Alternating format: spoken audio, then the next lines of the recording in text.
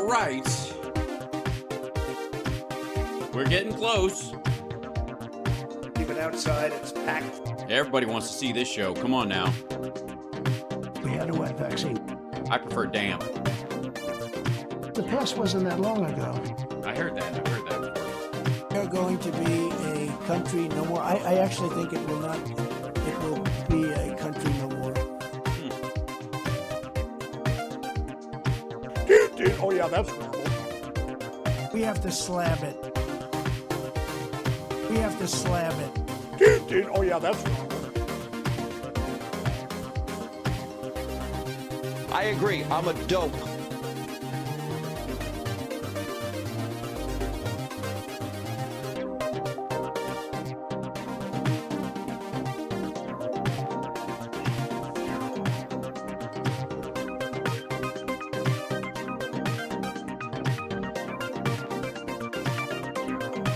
One more second. Be right there.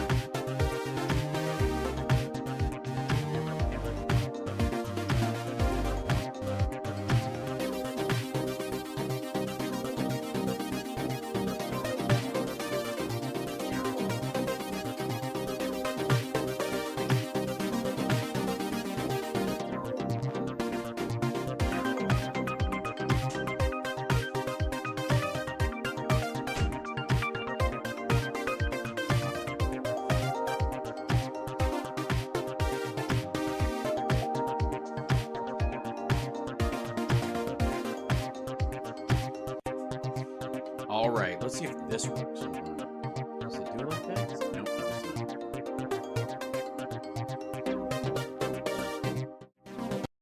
Ta-da! Hi, everybody. Thank you guys so much for rejoining me today and giving me the much-needed time off in terms of morning show. If you're not aware, I won't rehash it because it will rehash itself in the coming days as these kind of things are wont to do. The important thing is, if I could just sum up the morning, I love you guys. That's basically, you'll get the gist if you want to go back and take a look at it. That will definitely be part of the podcast things. We'll add that to the playlist. That said, hold on. 2, 3, 2. Hi, chat room. Hi, guys. Hello, you guys. How are you? Let's see. Whoop. Let me make sure. Why is this? Sometimes it gets all cattywampus, as my mom would say, and I don't like it. I wish there was a way I could just set it up and it would just be consistent. But whatever. Every time I try to, but there's always some slight moving parts because I'll tell you what it is. I'll tell you what really throws a monkey wrench in the show for me. And this is something we'll have to solve when we have the millions of subscribers that this dickhead has. Okay, so some of you have been keeping up on this. Some of you may know. Some of you may not. If I can, let me explain. No, there's not enough time. Let me sum up. Humperdinck and Mary and Buttercup in a little less than half an hour. So we have to raid the castle, save the princess, and escape. After I kill Count Rugen. All right. I started crying. So did I, Georgina. I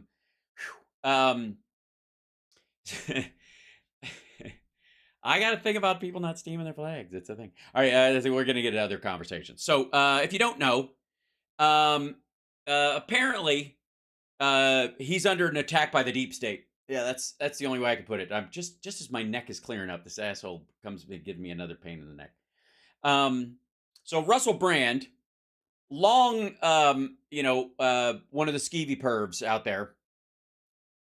And let's be abundantly clear. I always have to set a baseline with these things, and I always hate that you have to do this, but I think it's smart.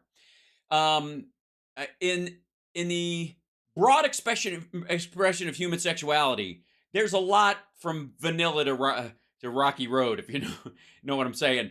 And I'm not here to yuck anybody's yum. And as long as whatever you're doing is consensual, or you have a good solid safe word, and everybody's an adult, I don't care. I don't care if it's prostitution and that's your thing.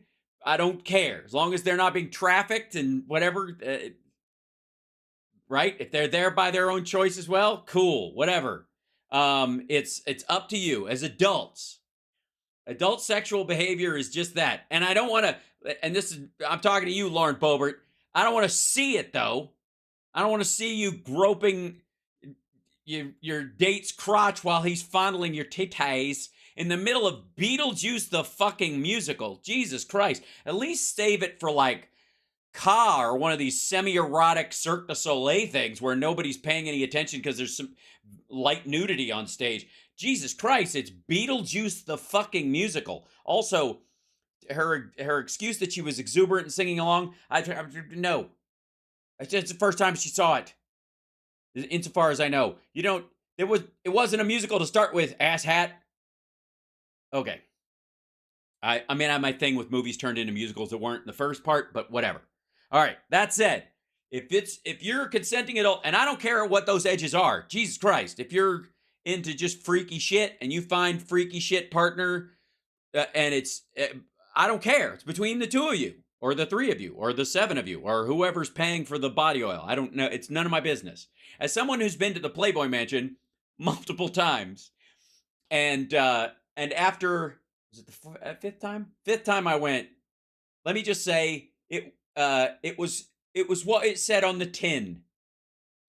And being amongst, fucking adults, knowing where they are in an adult environment, doing that, whatever, I don't care. However, the minute you start bumping into 16-year-old girls in public and then saying, I think the quote is, I don't care if you're 12, I just want to know where I'm at legally, meaning, I guess, parental permission in that situation. Oh, by the way, if you're new to the show, I jumped right in. I'm Hal Sparks. This is Hal Sparks Megaworldwide. I am the deep state. I am the Democratic machine. Like, subscribe, give a thumbs up, support the show, all the things. We'll get my little show, which I have 56,000 YouTube subscribers. I have a few hundred people on Twitch. We got 90,000 on the Facebook page. We're not doing too shabby. This guy has 1.4 million followers on Rumble and 6 million on YouTube. Now, heavy drop-off lately. I want to say that number was equal or close to 3 million or something, and it's taken a shit in the last little bit. Title of this video is, So This Is Happening. And what's happening is that the chickens are coming home to roost. Yeah. So, the BBC has been working on a report for 4 years on this dude. And they have been slow walking it, arguably, because he used to work there.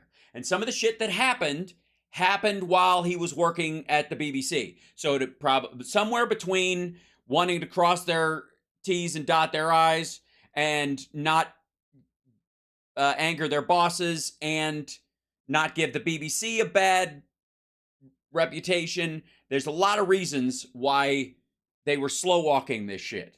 Okay. At one point, and I've seen clips of this. I haven't seen the whole thing. He talks about how he was promiscuous. Okay. This has nothing to do with promiscuity. Okay? Pedophilia is not unique to gays or straight people. It isn't. They're on both sides. Across the spectrum of this. There's some equal opportunity offenders in that. That has nothing to do with being homosexual or heterosexual. Nothing. Any more than, again,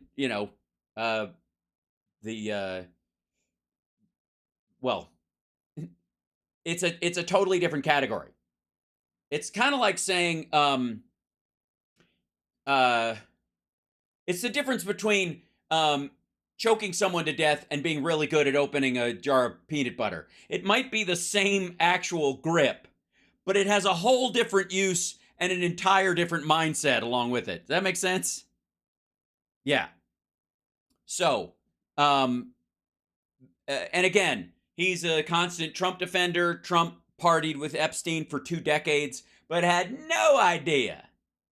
But, Jimmy Savile all over again. He did an interview with Jimmy Savile. I might be able to dig that up. See if you can find he did a radio interview, I think. It's not very long. It's like he called Jimmy Savile up and got him on the phone. And Jimmy Savile, if you don't know, is like one of the worst like pedophile predators in the history of the UK. Just an awful monster. Was never charged. Died, without ever having seen the inside of a courtroom about what he did. Thanks. I'm glad you like the analogy. That's straight off the top of my head, but I think it's a good one or whatever. Just because the physical actions might be the same, it does not mean that the meaning of the actual thing. So anyways, this dickhead, he might have, again, these are allegations, and I'm totally comfortable saying these are allegations. And most of it's in this documentary and in the court of public opinion. However, as of today, one of the women or another woman beyond the 4, I'm not sure because they're anonymous under British law, so it's either one of the 4 or a 5th, is charging him for sexual assault from an encounter in 2003. Now, Danny Masterson, who just went down for for being a horrible, horrible, horrible, horrible monster. Individually, the women that he had attacked, he might not have gotten any time for the single sexual assaults if they'd have come to him, because the cases would have had to been, like corroboration, the fact that they were isolated and that he drugged them and that they were alone in rooms and they couldn't say and blah, blah, blah. It would have been very hard to get him on time, but because it was they showed that there were multiple attacks and that you had women corroborating who didn't know each other, corroborating what had happened to them, and the accounts were very similar, and other people, obviously witnesses as well. It meant that he went to jail for life.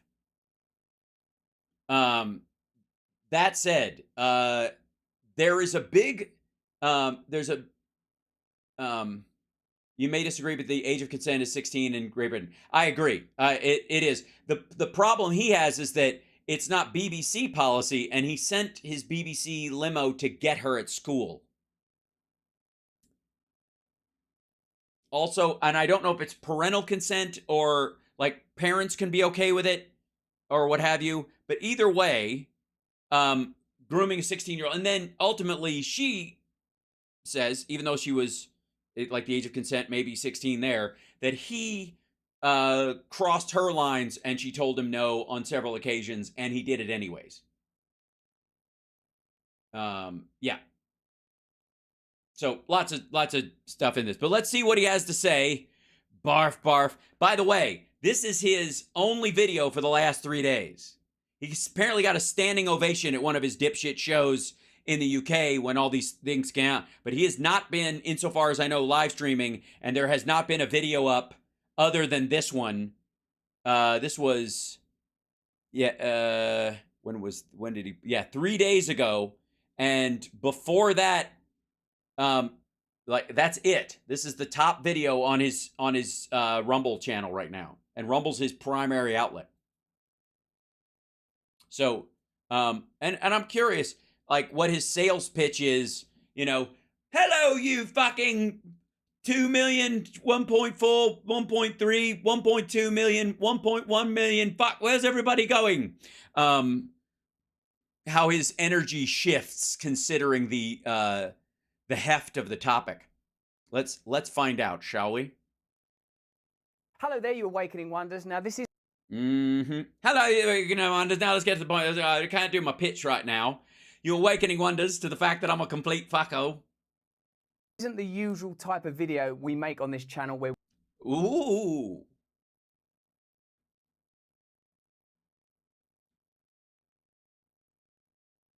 Anybody see what fucking anybody see right out of the fucking gate? Who's we, motherfucker? Who's we?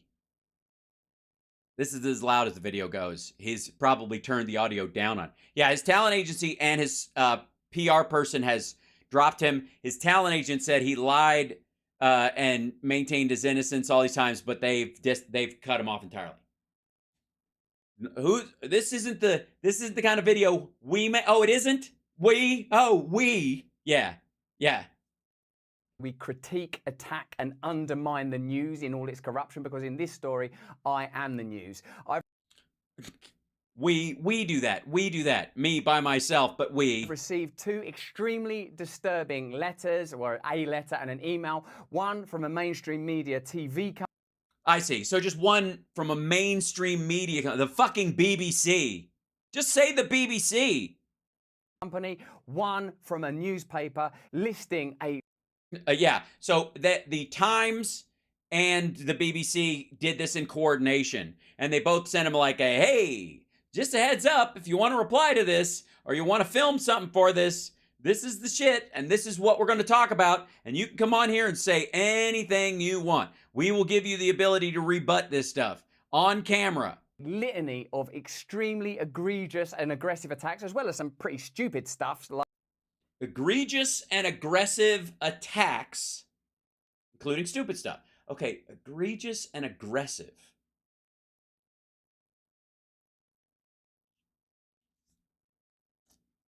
I mean, right out of the gate, it's I'm being pummeled. I am being egregiously attacked. I'm gonna guess that if you go by how the BBC usually works and how these organizations work, this is what we're gonna run. We're gonna run this story. We've got these people saying this thing. You could say your piece. Feel free to contact us through your representatives or by yourself. Sincerely, whomever. Not, hey, Rapey McRaperson, fuck are you doing? Getting outed. Like, what do they think? All right, egregious. Like, shit. It's just the attacks. And again, there's only two ways to take that. Either the paper, because they sent him this heads up and a request for comment, is the egregious attacker, or the women are.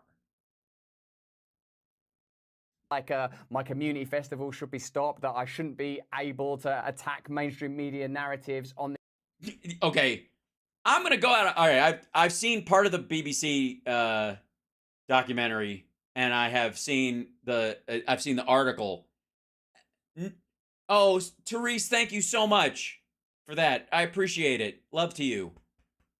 And Jonathan, thanks for pointing it out. I was dealing with this asshole and I didn't see it at the time. So thank you so much. So, all right. Say that. Watch this description again. Extremely egregious and aggressive attacks, as well as some pretty stupid stuff, like my community festival should be stopped, that I shouldn't be able to attack mainstream media narrative. Okay, yeah. First of all, I don't know about the community thing should be stopped. I think that's just because a sexual predator probably shouldn't want. They don't want a bunch of fucking randos locked in a room with this dickhead because he has little massage and yoga meditation circles. Might be a little skeevy, but whatever. But the whole, like, he shouldn't be allowed to attack the mainstream media. No one said that. They might say that it's rich that he's doing it, and one of the reasons he's doing it is because he's seen these fucking headlights in his rearview mirror for a very long time, and he's like, if I start attacking the media now, no matter when these charges make their way to the surface, I'll just claim victimhood. I'll just claim that they've been after me this whole time. Also, my uncle who passed away today and my cousin, who are invaluable resources to me when I need to talk about law enforcement stuff, especially when it comes to people telling the truth or whatever. There's a thing that they look for in an interview called the 4 whites. 4 whites. That is, you can see all 4 whites of your eyes, the top, the bottom, the left, and the right. When your eyes are that wide open, when you're telling your story and you're doing it so they can literally see the whites at the bottom, top, left, and right of your eyes.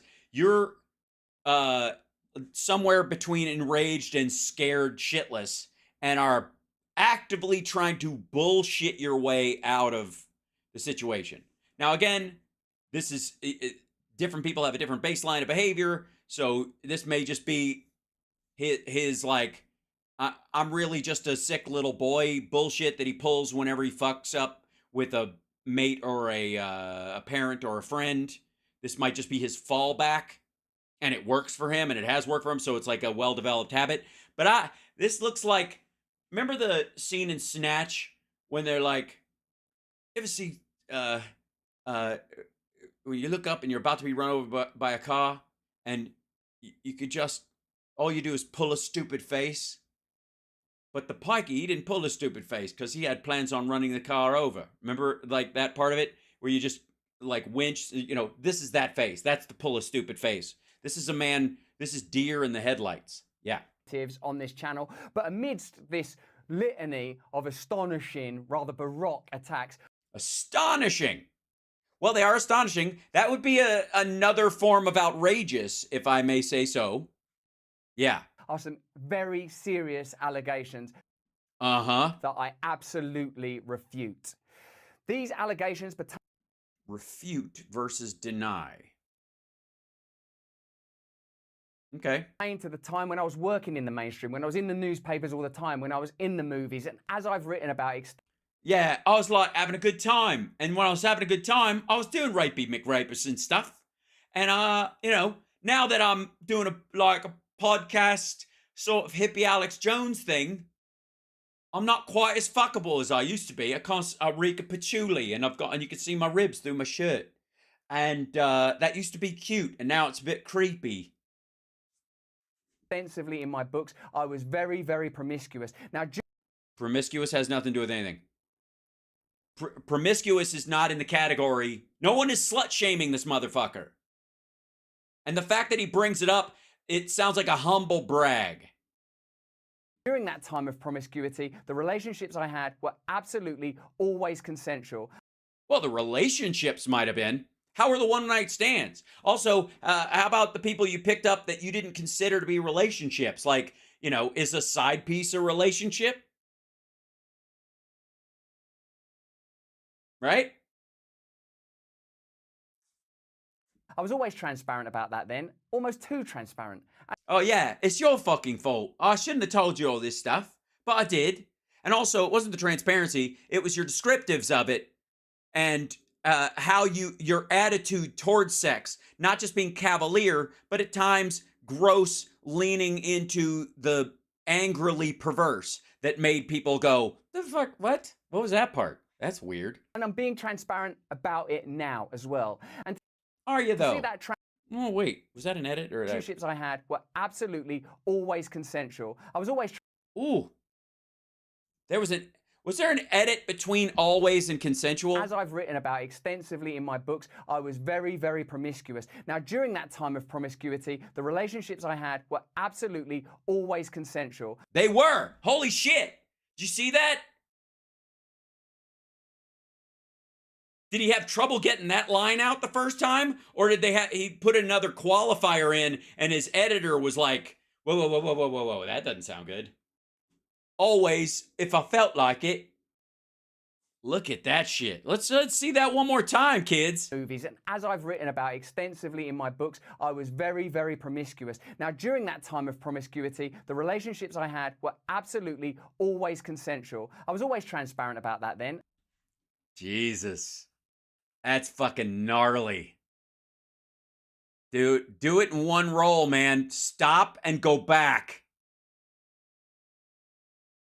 And don't make a cut right there.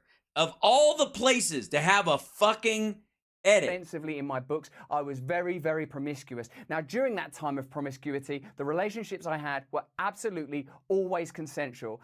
Look at that. Always consensual. Whoops.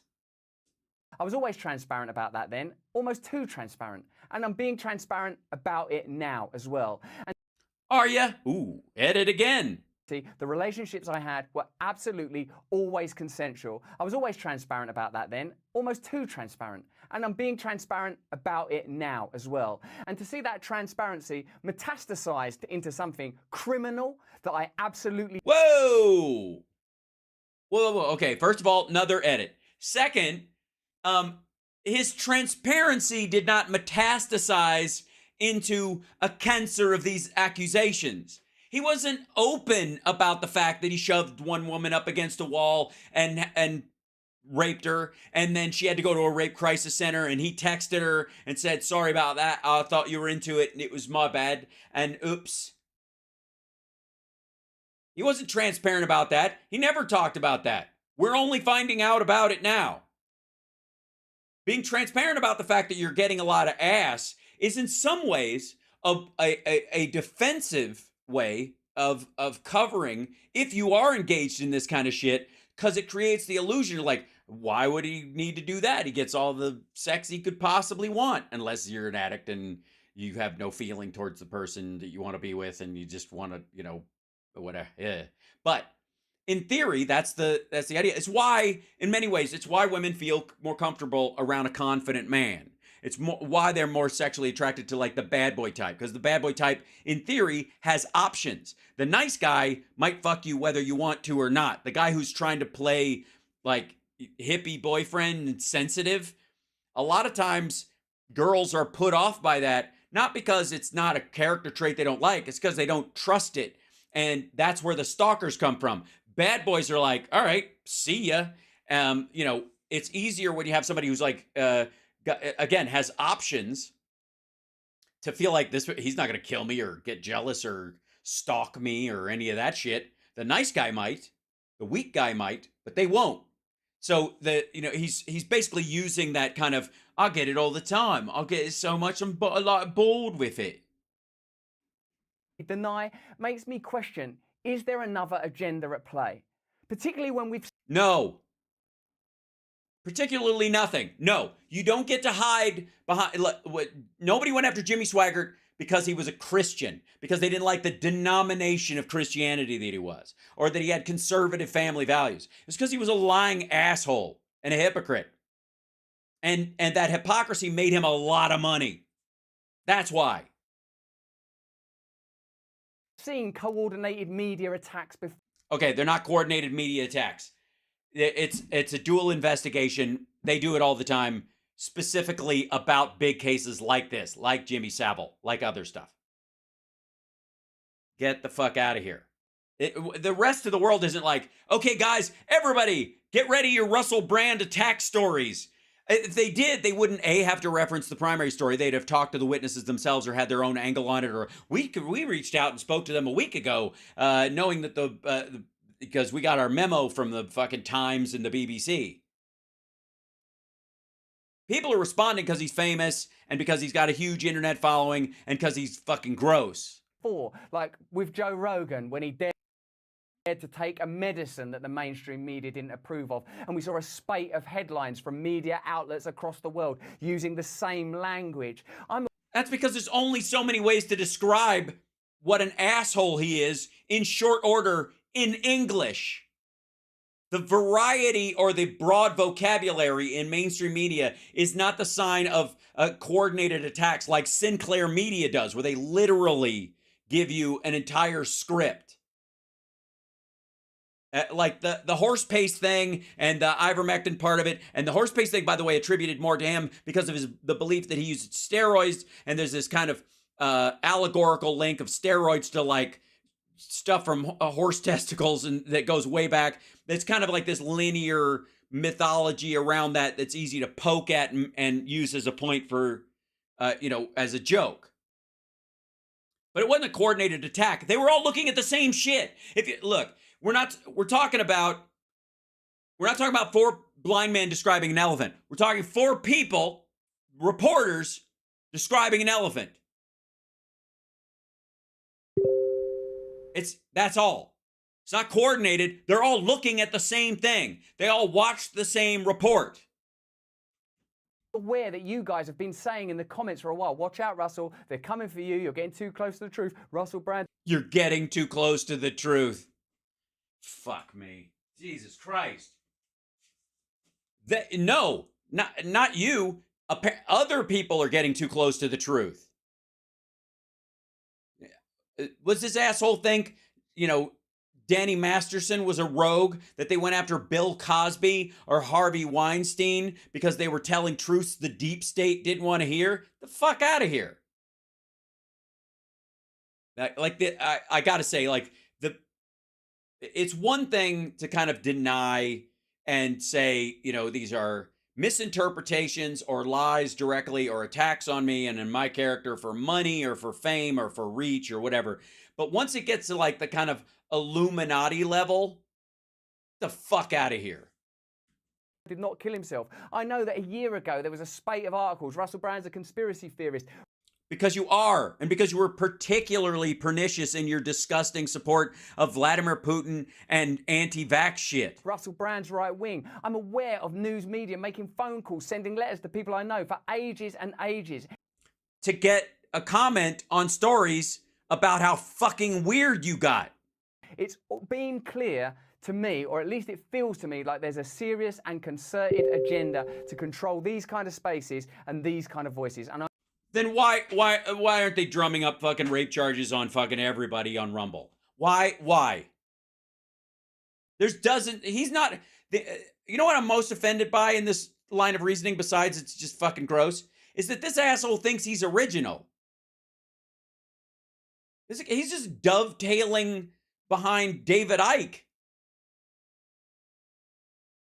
Alex Jones they didn't drum up fake charges about shit on him. He actively attacked the Sandy Hook families and actively had his people, you know, essentially attacking them because their children never existed in the first fucking place. And he was an asshole about it. And he kept doing it. Until he was served papers and then he tried to walk it back. I'm like, no. That doesn't mean you're innocent now. I realize the error of my ways. How? The $1 billion lawsuit. Okay, so you didn't really. Now you're just in a defensive position. I mean, my voice along with your voice. I don't. No. Hey, again. Who's we, motherfucker? Why is his audience now a part of this? Why is it their voice? I got news for you. Any member of his audience can, for free, start a Rumble channel and stream on there, say the same shit he's saying, and the BBC isn't going to do a 1 hour documentary on them being Rapey McRaperson and have, you know, witnesses and victims come out of the fucking woodwork because they didn't do anything. Oi. I don't mind them using my books and my stand-up to talk about my promiscuous consensual conduct in the past. What I seriously refute are these very, very serious criminal allegations. Also, it's worth mentioning that there are witnesses. There's another edit there. Whose evidence directly contradicts the narratives that these two mainstream media outlets are trying to construct, apparently in what seems to me to be a coordinated attack.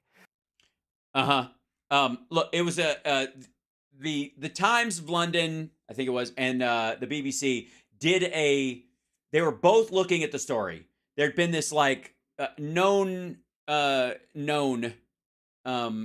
in the comedy world in England and at BBC about his behavior and him being a masher and whatever, but then him crossing the line and it getting ugly. And it was just known.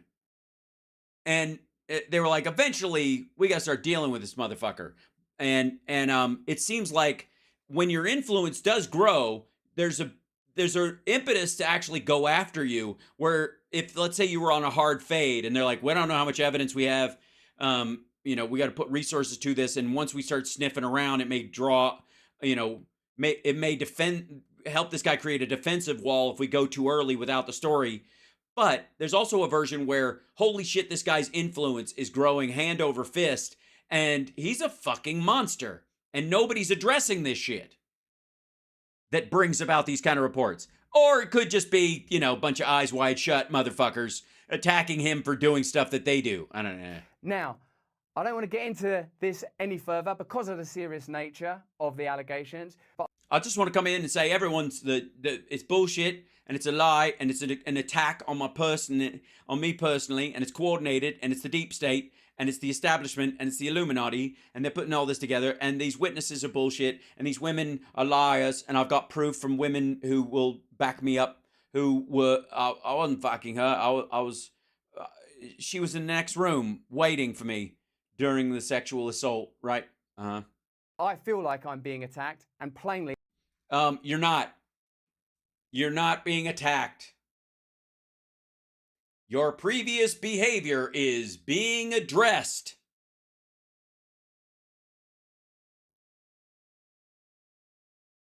You will have an ample opportunity in court to defend yourself, and the libel laws are much stricter in England, so you got to thread that needle even harder than you do in the United States, because we have freedom of speech. In UK, they don't really have it. They don't have it as a pure right in any kind of constitution. You don't have an absolute right to freedom of speech.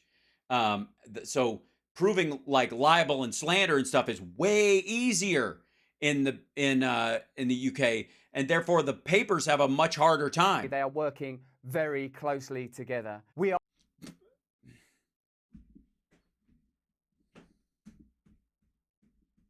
And it's weird. They're working very closely together, and yet in their interviews with the people that they're interviewing, they're hearing the same stories. Obviously going to look into this matter because it's very, very serious.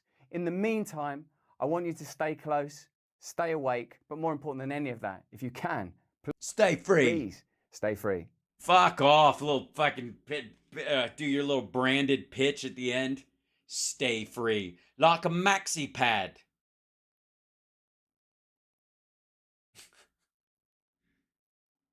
Stay free. I'm trying to use my shit-eye mind tricks right now on you. These aren't the rape charges you're looking for. I can go about my doing the business. Look at that. Like, honest to God, it looks like he's trying to hypnotize us. Stay free. With wings. Oy. So, for those of you who don't know, BBC did a documentary on, a bunch of stuff that he did, including, by the way, and let me see if I can, I'm gonna grab this down here. Yeah, there she is. If I can. Ugh. Yeah, this is so gross. Okay, so, Russell Brand, Jimmy Savile, for those of you that don't know, molested hundreds of children. Just a monster in England. And he was on it's like the equivalent of if you found out that Bill Nye had just brutalized children for decades, right? Or Mr. Rogers. It's that bad.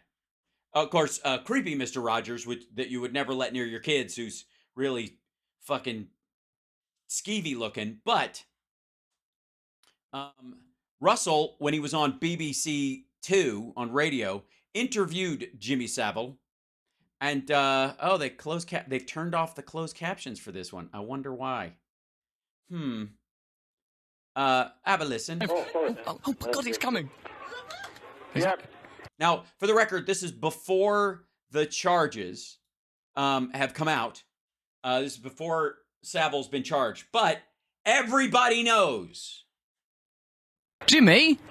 Yes. So, Jimmy, this is Russell Brand. I'm sorry to interrupt your meal, but... You're not interrupting my meal, Russell, because to talk to a megastar like you is an honour and a pleasure. Well, sir, I could say the very same thing to you, and I shall... Just imagine real quick, if you could, Harvey Weinstein or Jeffrey Epstein right before the first arrest, or Harvey Weinstein when everybody in town is like, we got to come after that motherfucker. Like when Me Too's winding up and everybody's like, number one on everyone's list, Harvey Weinstein. Oh, thank you very much for coming to the phone. Where are you speaking from? I'm speaking to you from Hawaii, as a matter of fact. I'm doing my Hawaii? Yeah, I'm away making... You've been on the television tonight. Yeah, that's right, I was. They filmed... I'm over here making a film for Universal Pictures, but I made a little show for... Hawaii was on the television tonight, and you're speaking to me from Hawaii. That's right. That's right, Jimmy. Have you been well? I miss you. You're going to start doing Jim Will Fix It again, aren't you? No, it finished last Thursday. I did 40 shows. Wow. It finished last Thursday, and I'm sitting here with a beautiful lady who can't believe that I'm talking to the one and only, supposedly, Russell Brand. I am Russell Brand, definitely. Hey, Jimmy, when I was a lad, I did write to Jim Will Fix It, and I... Yeah, I don't know what the I miss you was, Andy Gordon, in the chat room. I miss you is very strange. Now, it could be on TV because he hasn't watched the show or they haven't They just did another season of this Jim'll Fix It thing, where it's basically like Make-A-Wish, which again, I know your Michael Jackson alarm bells are going off, and with good Wanted reason. to meet Pinocchio. It seems that this request for some reason wasn't taken up. No, Russell. Yes. What you didn't do was put it in a stamped envelope. Oh. And I thought, what a cheapskate this Russell Brand is. What a cheapskate. And there, he didn't get it. You're quite right, Jimmy. I remember now. Next time, put a stamped envelope in. Oh, I mean, I could just ask you now if you could. Are you going to be doing any more fixes for anyone? Of course, I shall be doing fixes long after you're dead. I believe that to be true. It'd be very nice to meet you one day. I have to say, odd reference from Savile. I think it might be one of his go-tos, but it also sounds a bit like, Russell, you're going to die of a drug overdose. Mr. Jimmy Savile, just, you know. If you've got a sister, you could meet me by bringing her along. I mean, I haven't got It's a kid show host, by the way. any sisters, I but don't usually meet fellas, but if you've got a sister, that's okay. I've got a personal assistant called Marsha, and part of her job description is that anyone I demand she greets, meets, massages, she has to do it. She's very attractive, Jimmy. Well, that's a good start. What kind of... start? You could send her along to do some research. Would you like her to wear anything in particular, Sir Jimmy? I'd actually prefer her to wear nothing. Right, so you want Marsha, my assistant, to meet you naked. Okay, well that's not going to be a problem. All right. Couple things.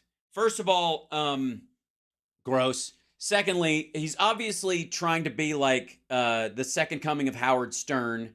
This is timing-wise about the time that Stern's locked into XM Sirius, and somebody's, looking to, be everybody's trying to like out shock jock each other. That said, he really does have an assistant. That's her name, and that's her real name. And there's somebody laughing or giggling in the background, and I have to say, it reminds me of the stories that we've heard about Rudy Giuliani having that woman that he hired on a short leash and then sexually assaulting her, and that came out, she's suing him now. That's just my personal take. Nothing wrong with that. Nothing wrong with that, Jimmy. It's just... The last time I spoke like this was to Father Christmas. Oh, yeah. All right, the last time I spoke like this was to Father Christmas. What he wanted for Christmas was a naked woman sent there to do whatever he tells her to do. That's it. Merry Christmas. Yeah. And sorry, we're the war on Christmas, though, I'd like to say for the record, you and I. I never trusted those Father Christmases in Debenhams or other stores. They're available. Oh, I said stores instead of shops. I've been in America too long. I don't trust the Father Christmases you get these days, Jimmy. I think perhaps you should be. I think I've always thought of you as a sort of a Father Christmas figure, Uh-huh. Yeah. I think of you as Santa Claus. Mm-hmm. By the way, again, open secret in England at this point. Solving problems. And the drop in wages. Jimmy, it's been divine of you to talk to me in this restaurant. Thank you very much. I wonder, would you pass on my best wishes to your beautiful dinner companion, and perhaps you'd consider coming on the show again in the future? Who knows? I'm always available, and my beautiful dinner companion will have to remain secret because she is of outstanding beauty. Ooh. And as such, if you saw her, you would lust after her. Particularly if... Such a fucking weird fucking... ugh. It's, again, doesn't it sound like the Giuliani tapes? Let me mention something. Anybody on TV, and I'm speaking from experience, will get the attention of women outside their league than they would normally get if they were just schmo in a club. And being 5'8" and 160 pounds, fully clothed, soaking wet, and 140 back in the day, I was very aware that a lot of girls that I went out with after I was on television would have looked, even if they were shorter than me, would have looked right over my head at someone taller and more aquiline and muscular behind me. I'm aware of this. I've always been lucky to be a wonderful combination of arrogant and stupid in my early life that led to confidence and self-assuredness. But you will get the attention of them. How you handle that attention, I think, is about your character. And I feel I've done fairly well. Again, I spoke about this earlier, but I can't stop loving the people I've loved. It just doesn't work that way. And hearing somebody talk about who they're with, even on a date, like, you should see this piece of ass I'm sitting across from, with that kind of an attitude, it's gross. It's fucking gross. I honestly. If I saw a review, because that just heightens the sexuality of the situation. Thinking No, I'm not into threesomes. But Jimmy, there was a time when you were the defining voice of the BBC, and perhaps I still am. you are now, you are tonight. But you should be, am. as well as passing down information, you should be passing along other things. People could argue. I've never passed anything in my life. I only take. Jimmy Savile, thank you very much for your call. I think that was supposed to be a VD reference for both of them that just went off the rails. Hey, Jimmy, could we... Honour and a pleasure, and in the words of Omar Khayyam, Woohoo! Jimmy Savile there! My word, what a moment for us all. I may never have got to, meet Pinocchio as a child, but, that has been more than made up for by being able to chat to Sir Jimmy Savile. Mm-hmm. Again, open secret at that point. But don't pay any attention to that. I was just doing that because I was being sharpish. I was doing a show at the time that made me a bit like naughty. People like naughty. Yeah, they like consensual naughty. And this ain't that. Ugh, fucking gross. Now again, he will have his day in court. I hope. I'm really excited for him to do this. As a matter of fact, I think what Russell should do is sue everyone straight away because it's a good look. But also, I think you should, I think he should hire a big group of like OJ level lawyers, right? Because it's a good look. And the fact that he was like, he's talking to fucking Jimmy. And again, this goes to like the whole like Trump Epstein hangout. I don't have any qualms about saying that if I was a huge fan of somebody and then I found out that they fucking partied with Epstein and were engaged in the same shit that he was engaged in, I'm like, I just fucking cut bait. There's too many good people in the world. Why would you even care? Why would you attach yourself? Ah, fuck. Well, then you know what? There is enough music and comedy and movies and television shows in the world. It's not like you're hurting for, Jesus Christ, we're not in the time where like, you had two books, the Bible and How to Make Fire. And you're like, fuck, the people who made fire are burning people up. And the people who wrote the Bible are telling them who to burn. I don't know who to read anymore. I'm just going to go, can we yuck his yum? Yes, because it's not a yum. It's a fucking crime. Ugh. Ugh. Just across the fucking board. Lock him up? No. Give him a trial. I'm for it. Like I said, day in court. Innocent till proven guilty. However, not looking good when you do not distinguish between the women accusing you and the newspapers and television channels that are reporting it when you say you're being attacked. That's a cheat.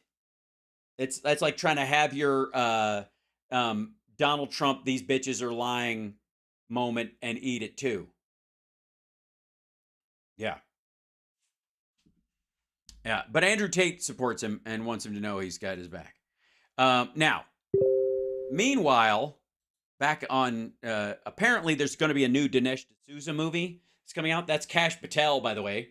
One of the fall guys that Trump was having sign pieces of paper that were going to get him into shit. This is for a show called Police State. Down, police state. Police state.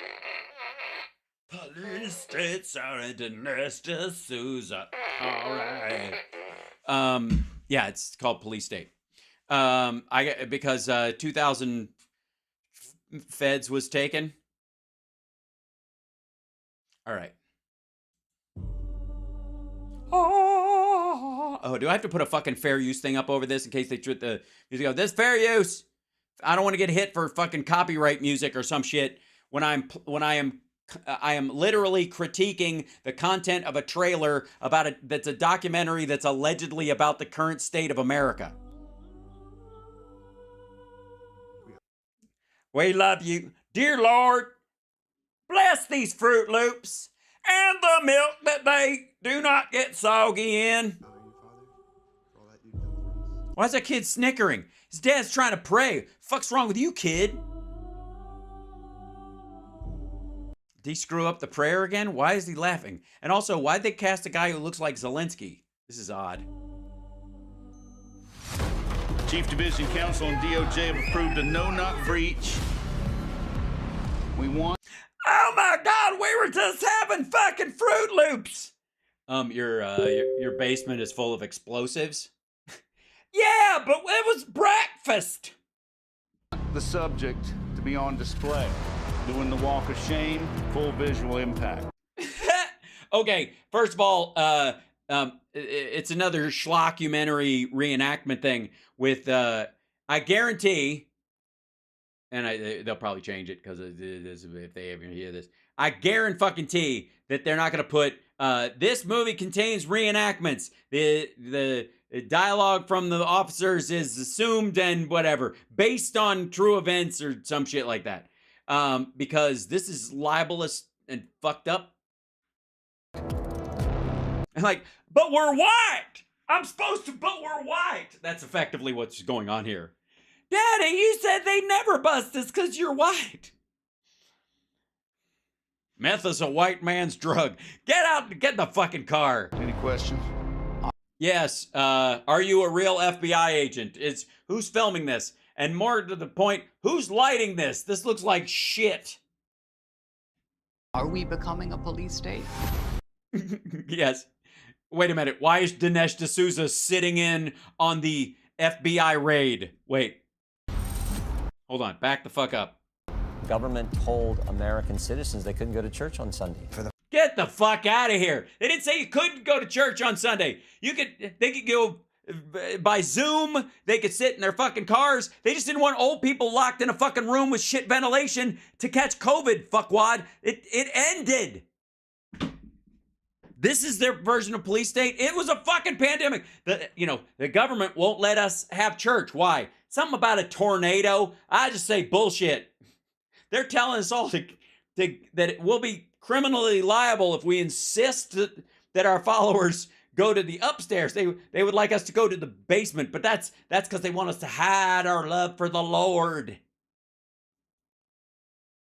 Couldn't go to... No, they didn't. I didn't say you couldn't go. It's that the priest couldn't call, or the ministers either, I suppose, couldn't call people in and make that the imperative.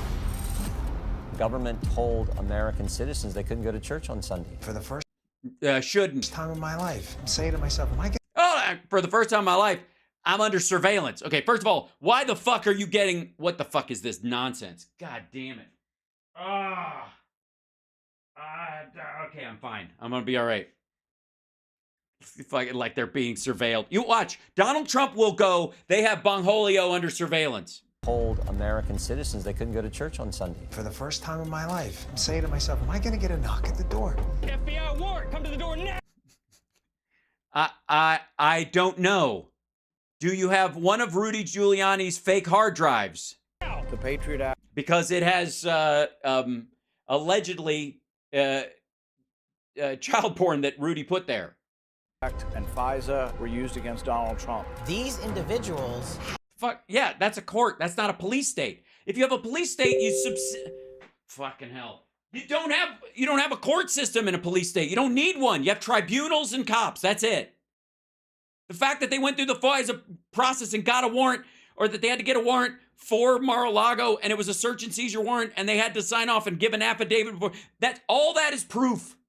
We don't have a police state. Fucking hell. Have commissioned the biggest. Who the fuck are they? Well, wait a minute. Hold on. They're filming us from inside the house. These individuals have commissioned the. Are these guys being spied on, or are you spying on the spy people? What the fuck? Biggest propaganda play in U.S. history. They don't go after. Says the guy, Kash Patel, who created a logo out of his name with a K and an H with a $sign in the middle of it when he's a broke motherfucker. The people that rigged the election. They go after the people that want to find out what the hell happened. We don't. They didn't hold on that one very long. They go after the people that want to find out what the hell happened. Derp. Oh no! Not me. This is so sad. What am I supposed to? Here I am like an idiot.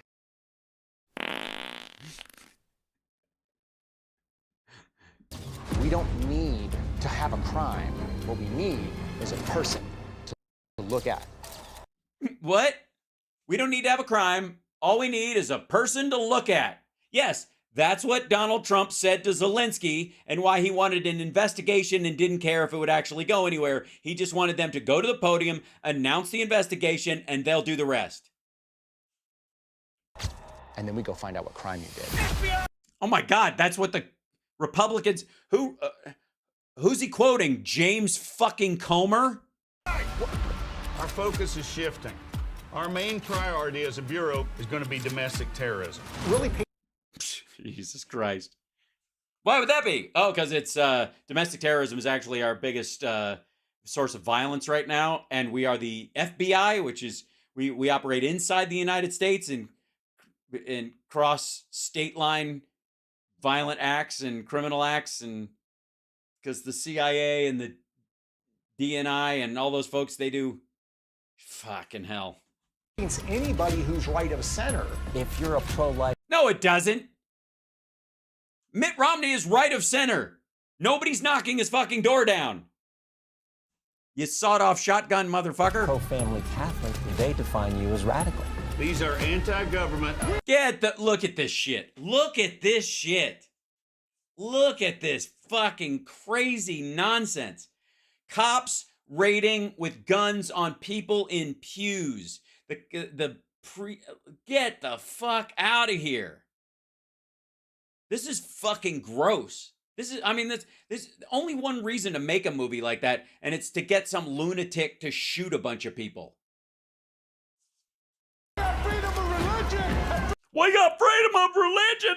Like, yeah. No one's saying you can't be Christian. You can. Jesus said you could pray in the closet. You don't actually need to go to church. That's actually what Jesus said. And people are only being stopped temporarily till we have a vaccine or the pandemic passes, because we don't want you guys to die. And also, this never happened. Violent extremists, and they must be dealt with. We can do anything we want. Get the fuck out of here. Oh my God. Ah, the drama. These fucking. Here's what you do.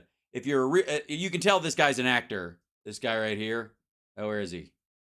Be dealt with. Define you as radical. Violent. These are anti-government. We have freedom of religion.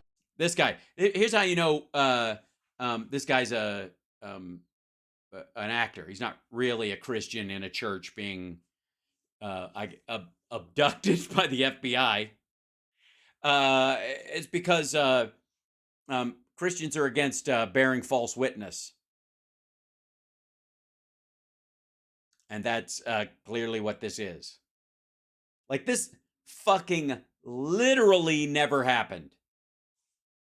Religion and freedom of speech. Violent extremists, and they must be dealt with.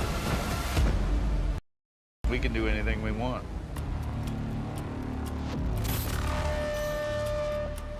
Jesus, exclusively in theaters. Oh yeah, I'll be waiting there with bated breath. Oh my God! Listen to that fucking gun cock and a fucking shell drop. Ah. Well, it's very Dinesh D'Souza, but it's I mean, I guess if your goal is to get a bunch of cops killed, I suppose it'll do the trick. Good Lord. Also, it's dead horse time, by the way, everybody. Welcome. Hannity. I agree. I'm a dope. Who you know, I many people, and this is fair. Everything else is covered under fair use, anyways. But it should be obvious. It's only when they steal music that I worry on the right wing trailers. Good Lord. This one's titled Hannity. Hunter Biden's story is falling apart. Is it though? Because he's suing everybody. If your story was falling apart, that's kind of the last thing you would do, right? Fox News alert, we told you this about 45 minutes ago. Breaking news, Hunter Biden is suing the IRS, accusing the agency's whistleblowers, those two people we saw in front of Congress, of illegally disclosing his private tax information and embarrassing him in the process. Right, because if you aren't showing a crime, all you're doing is showing how people spend their money. And if you show all of it, not just the part that are engaged in the crime, then you're basically trying to slant a jury in one direction, or you're trying to prejudice them or the public against somebody. Great Sean Hannity is joining us live. Sean Hannity? He's just developed embarrassing him in the process. The great Sean Hannity is joining us live. Sean, thanks for joining the program.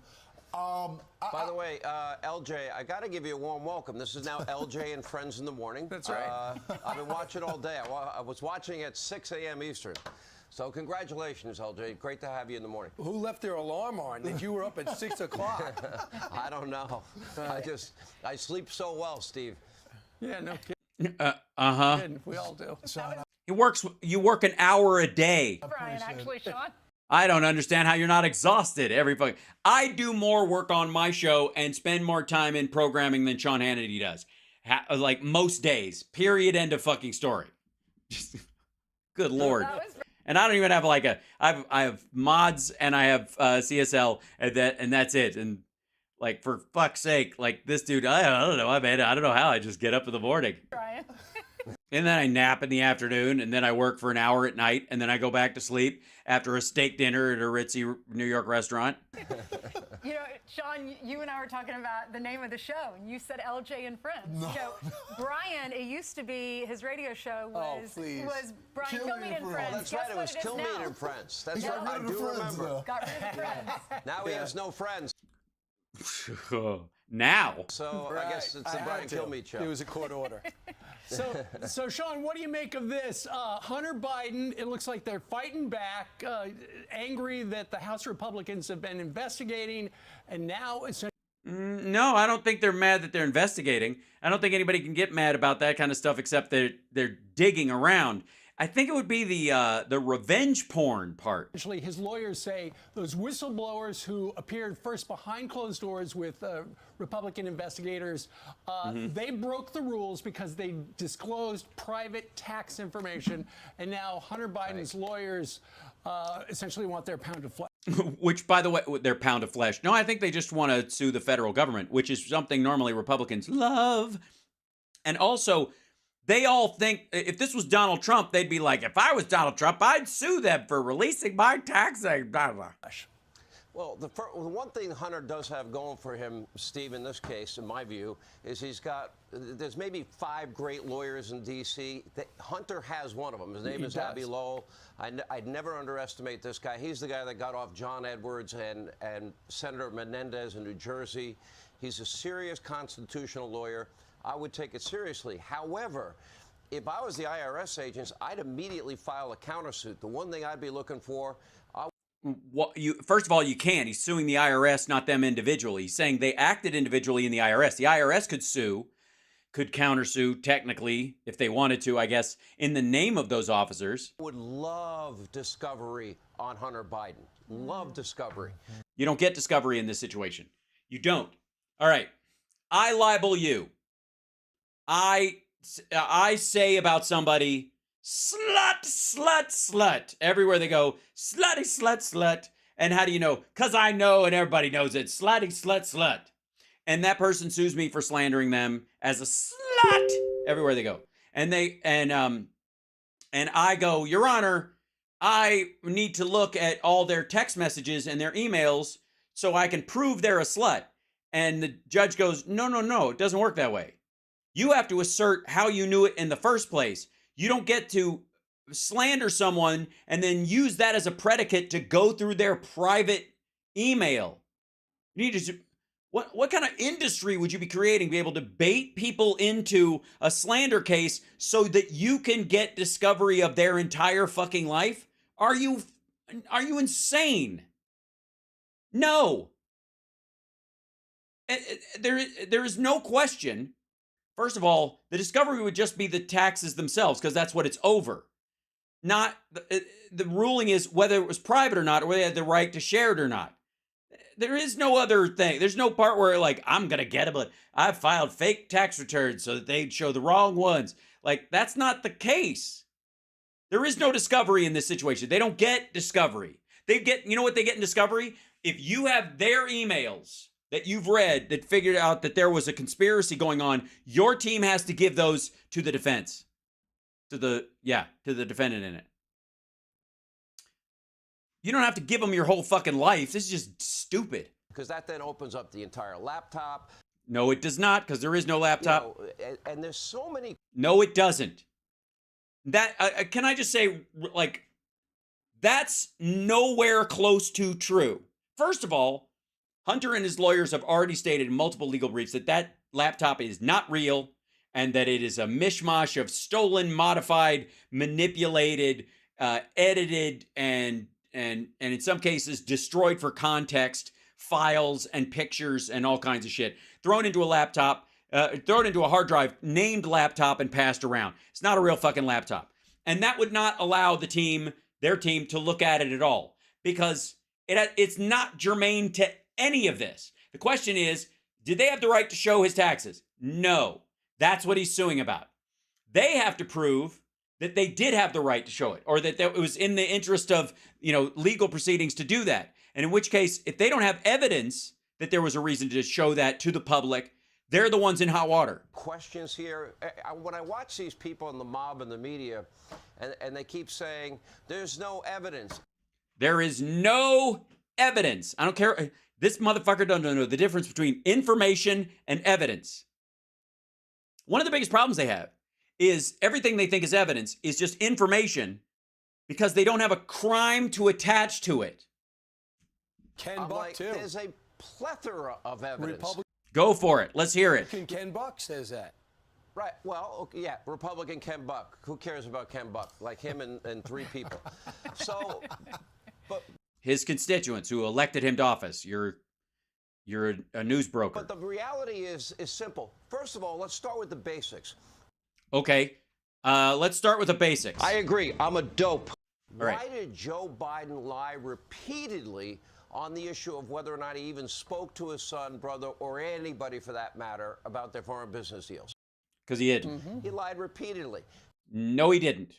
Even the dinner that they cite both times were for the World Food Program. Now we know, thanks to Devin Archer and other information, we know that Joe Biden, photographic evidence, we know that he got on the phone with many of Hunter's foreign business partners.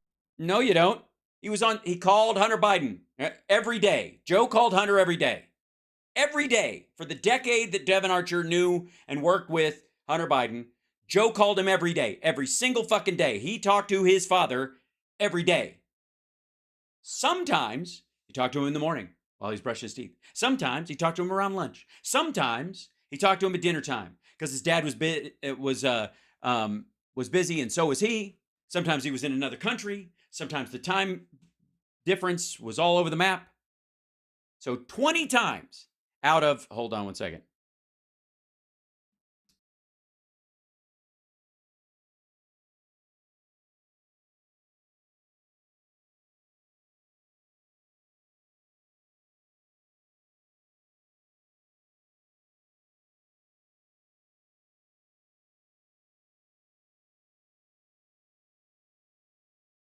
So approximately, I didn't want to beep that because the Siri was going off. So out of 3,650 calls, give or take, in the decade of Biden calling his son every day, out of 3,650 calls, Devon Archer was present for 20 of them out of 3,650. And there were business people apparently were there, and they talked about fishing and how the weather was. That's it. Met with oligarchs at the Cafe Milano.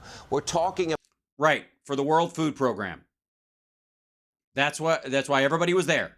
Now, whether Hunter brought people there to try and meet his dad or to show him off is another thing entirely. But it was for the World Food Program. About massive amounts of money, tens of millions of dollars.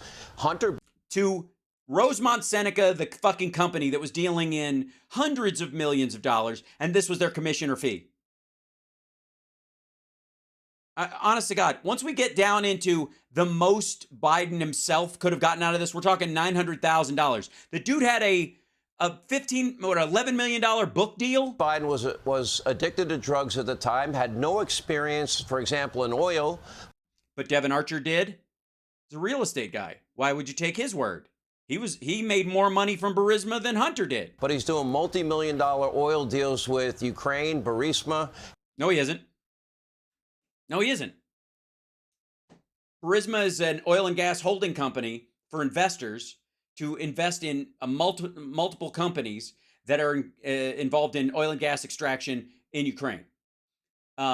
It's an investment group. Burisma Holdings is the full name of the game, name of the company. Also, I don't think he's pronouncing it right. The Burmese executives. So this Burmese, they say, pronounce it Burmese. And CEFC out of China, which had an office in Trump Tower.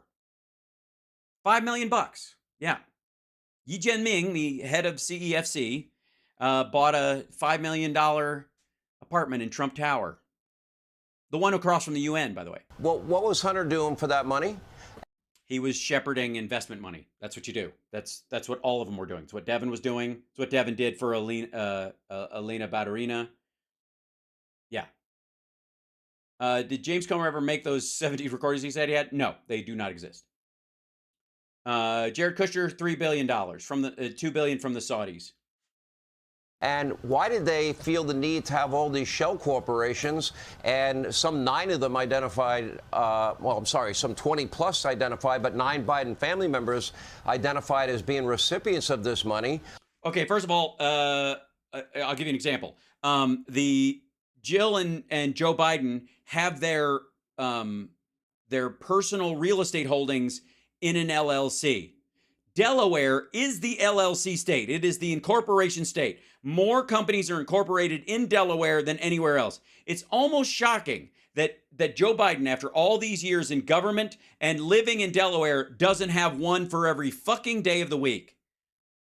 Because it's so easy to have them there and it's so easy to file and all that stuff. If you go to LegalZoom.com, the primary place they're going to send you to establish your LLC or your C Corp or your S Corp is going to be fucking Delaware. That said, Owasco, which is Hunter Biden's legal firm, not a shell company. Rosemont Seneca, not a shell company. Rosemont Seneca has multiple subsidiaries, including Bohai and the real estate group and all that kind of stuff. Those are not shell companies. They are subsidiaries of the investment group itself.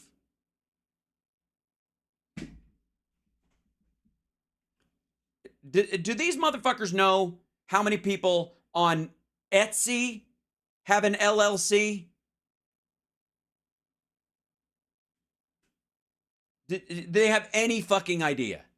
Did they have any idea how many drop shippers in this guy? Why Delaware? Because they don't have a corporate income tax, I think, or and they don't, and their filing fees to do it are super fucking low. Yeah, there it is. Yeah, according to Delaware Division of Corporations 2021 annual report, 66% of all Fortune 500 companies are incorporated in Delaware.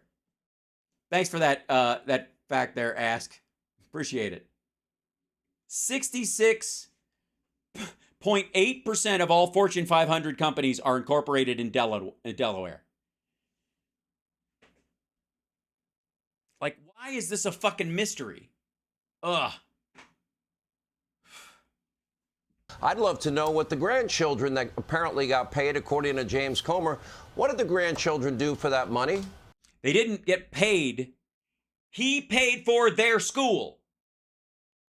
This is in the alleged text messages they show around, where he's arguing about having to pay for people's tuitions all the time.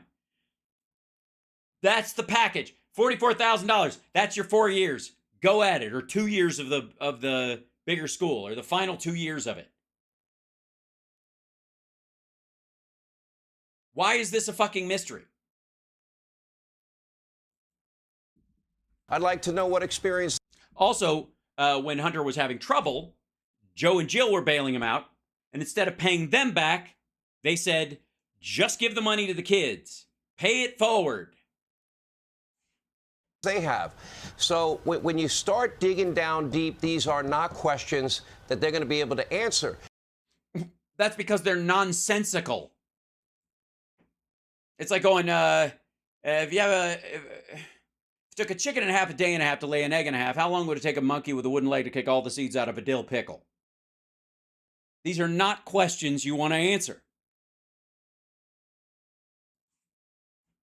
Now, we're also talking about some of our top geopolitical foes here.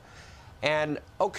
No, Romania is not, and Ukraine are not our top geopolitical foes. And again, if China is the big foe, and allegedly $3 million, 3.4 to be exact, comes from CEFC, split 3 ways through Rob Walker to James and Hunter and to this other dude, so that because they were going to do this deal that was $40 million that didn't actually end up happening.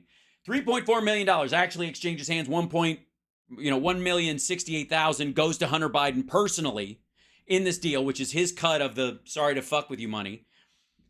Meanwhile, Yi Jianming, the head of CEFC, buys a $5 million apartment in Trump Tower. At the same time all this shit's going on. Okay, Hunter's doing business with China after he takes a trip with Daddy and goes to Asia and stops in China, and it falls apart because they won't set up a subsidiary in the United States. He's doing all these business deals in China. It doesn't add up. He's not. You're right. It doesn't add up. All these deals. Tell me one, besides the CEFC attempt to buy an oil and gas processing plant in Louisiana, I think it was. Besides that, what's the other deal? What is it? What's the other deal?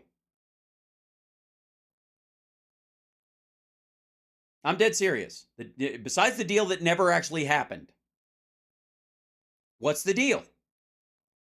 And again, the fact that it fell apart, that the deal fell apart because the Yi Jianming, the CFC guy, would not set up an American subsidiary because it would be under the rule of the SEC and because it would be subject to American regulators, and because Hunter Biden insisted that they had to have one or the deal couldn't go forward.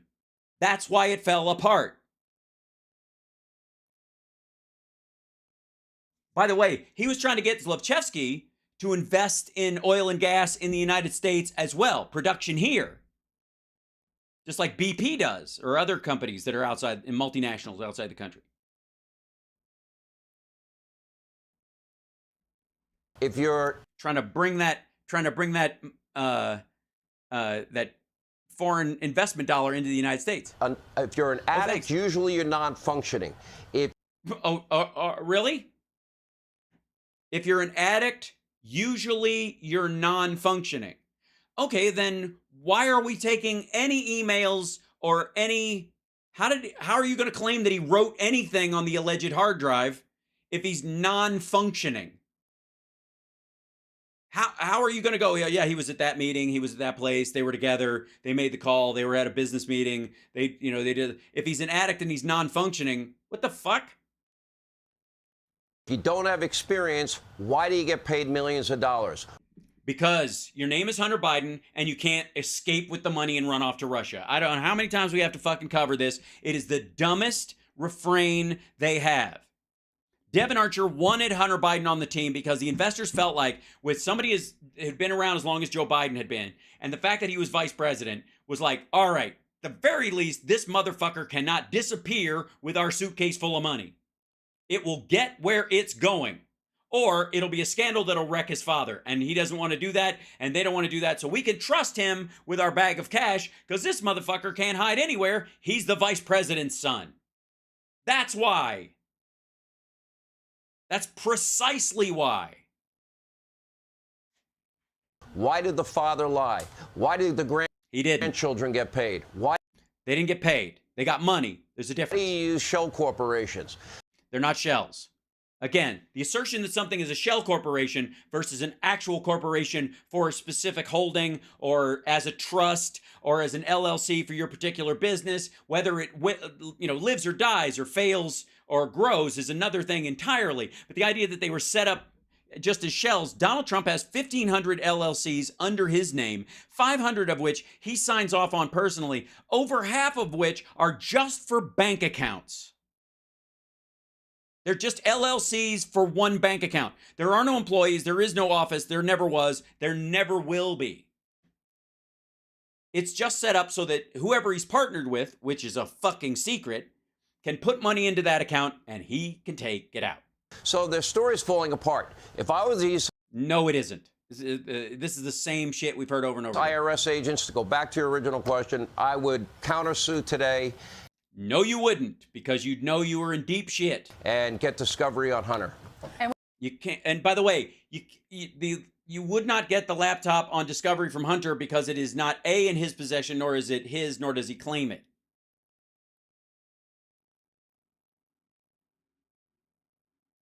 So what the fuck do you... And by the way, it's already on the internet. This goes to that whole thing. That's the new thing that's driving me crazy, if you haven't noticed lately, is this idea that, we're going to blackmail you with what? Shit that's already on the internet. Ah, fuck. It's like blackmailing somebody by paying for their OnlyFans. We want to know who helped them. I mean, all these shell companies, the average American... All of these shell companies. Doesn't know how to funnel money through a shell company. That's because they're not funneling money through a shell company. And secondly, all right, first of all, the Bidens aren't average Americans. Joe Biden was the congressman, then the senator from Delaware, the incorporation state. Everybody in Delaware knows how to incorporate. I'm shocked if people don't incorporate their child at birth in Delaware and make I christen thee, Joseph Jankowicz Bragowski III LLC. Now this kid is entirely tax deductible. Congratulations. The average senator or vice president doesn't have a multi-million-dollar house on the beach. Oh, yes, they do. Yeah, they do. First of all, the average senator absolutely has a multi-million-dollar house. Joe Biden was the poorest senator. Each, and then another multi-million-dollar house. We went to Chuck Grassley's house in Iowa, and he lives in a very it's a dump modest home. Yeah, I saw that yesterday. So you bring up a great point. And first of all, Grassley's from Iowa. Simmer the fuck down. And that is, Joe Biden was not living the lifestyle of somebody that spent his entire career in the Senate. No. Chuck Grassley with the family farm looked like a very simple, humble home. Yep. Yeah, so does George W. Bush's fucking ranch. It's still bullshit. What's his stock portfolio look like? Duplex, and he still works the farm in his spare time. His family runs the farm in their spare time. It was pretty impressive. Because that's the show in Iowa. Also, hold on. Well, let's hold on for a second. Point of order, Mr. Chairman, if I may. We got to dive into this. Okay. All